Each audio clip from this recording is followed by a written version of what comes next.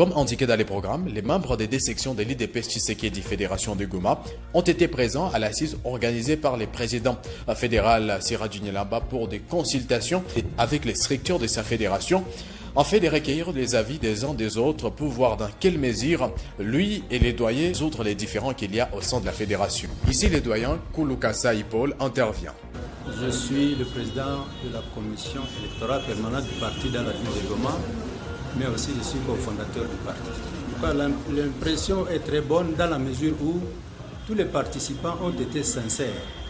Chacun a donné son avis et nous pensons qu'avec cette sincérité, nous pourrons trouver des solutions valables aux problèmes qui se posent au niveau de la fédération.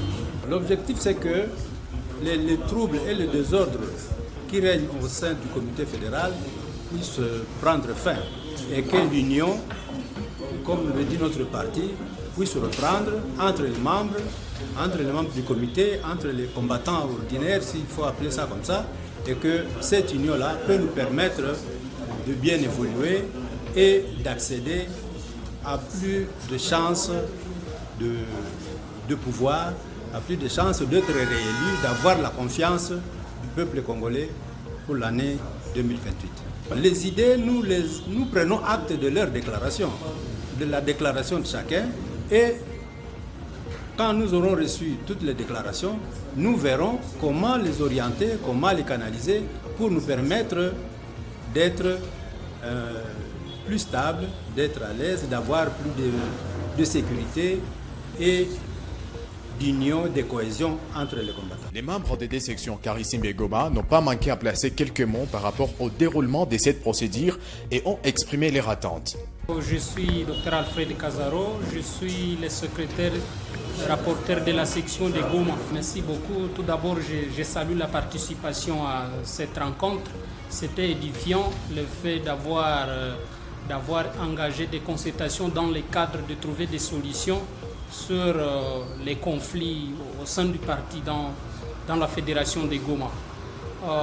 Tous les participants ont donné leur conception, leur lecture par rapport au conflit et nous sommes conscients que les concernés vont analyser et ils vont trouver des solutions parce que c'est inacceptable que le parti au pouvoir continue à se déchirer comme ça dans le cadre de promouvoir les intérêts égoïstes. Non, il faut déjà quitter cette étape-là et réfléchir dans le cadre de l'intérêt général.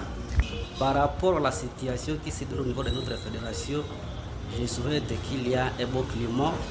Je souhaite qu'il y ait au moins des assises qui pourront permettre à ce que toutes les parties prenantes puissent encore revenir à la raison.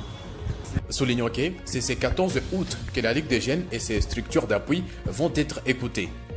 C'est sur cette magazine, révolutionnons comment les jeunes s'informent. Et pour ça, n'oubliez pas de vous abonner.